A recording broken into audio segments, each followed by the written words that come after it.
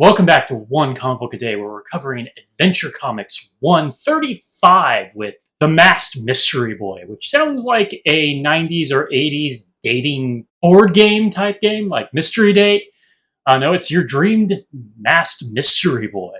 And there is, in fact, a mysterious boy in a mask who has started in Clark's classroom, and even Clark can't solve the mystery.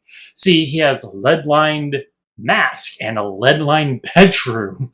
So X-ray vision is not useful here. Someone actually thought about making a mystery a little difficult for Superboy. As we know from other Superman stories I have covered, specifically the Superman stories, because I can't think of, I guess, the Christmas story about the Santa who came every year for 33 years. There hasn't been much of a mystery story in the Superboy comics.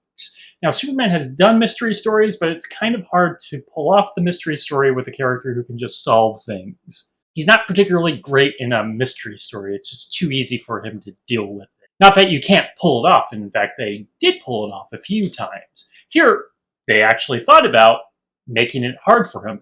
So then we get into part of the problem. A, the mystery goes on for a little too long. So it takes a while to get to the point. It cares more about the mystery. Should have been a little less on the mystery. Maybe like halfway through we reveal who he is and not like in the last 2/3. Because Superboy doesn't actually have a lot to do. At one point he has to make a concert to save the boy when the audience is getting too rowdy for him.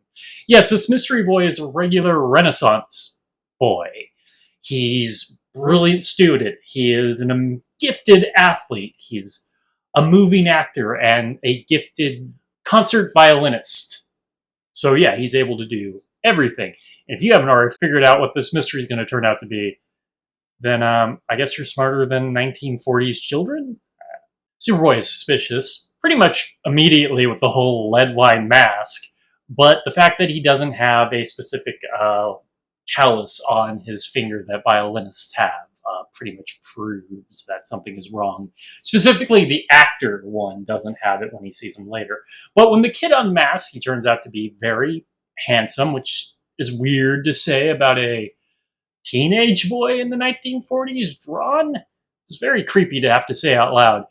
But he gets like a movie deal where most of his money is going to his manager, a guy named Mr. Hench, of all things. But this is all a trick, as Superboy pretty much figures out and stops the signing, as, in fact, there's actually 4 kids in the bedroom, one good at each thing, which you think would eventually be a problem, though the contract would already be signed.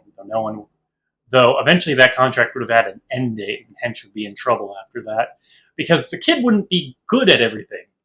They only signed, like, the good acting kid, not the athlete, the smart one, or the violinist. Now, I guess they were perpetrating a fraud, arguably on the American people, to some extent. I guess it was a fraud when they put on the concert show and claimed it was this one kid. But it is a fraud against whatever studio he was signing with. It just feels very small for Superboy to be dealing with. Don't get me wrong, it's actually a pretty interesting mystery that doesn't actually have much for Superboy to do in it until he finally is proactive.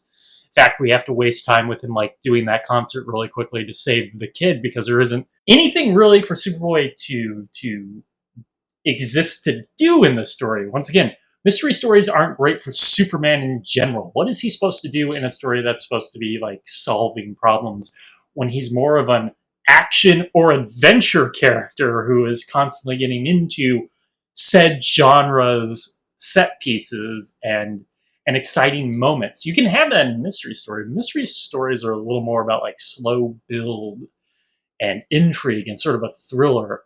Like I said, they have action scenes, but it's not like a big part of it, unlike the type of story Superman is in. That's why it works a little better with Batman, who can have the fights, but then he is a character who is investigating and is built to investigate.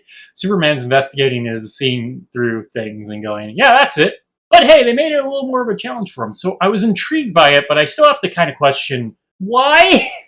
Why does he care so much, other than it is sort of a mystery? It's not like a problem he needs to solve. And I feel like it would have been solved anyways. This guy would have been horribly sued at one point. But I guess he stopped it from going that far and gets to like knock him through a wall. And I always enjoy when he knocks someone through a wall and it leaves the impression of the human outline.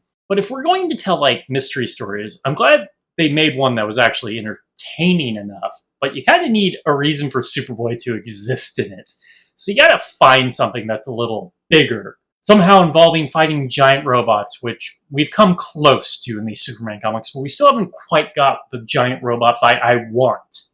Yeah, I won't stop beating my drum about that. Okay, that is it from Adventure Comics 135. The Masked Mystery Boy. Can't wait to play it.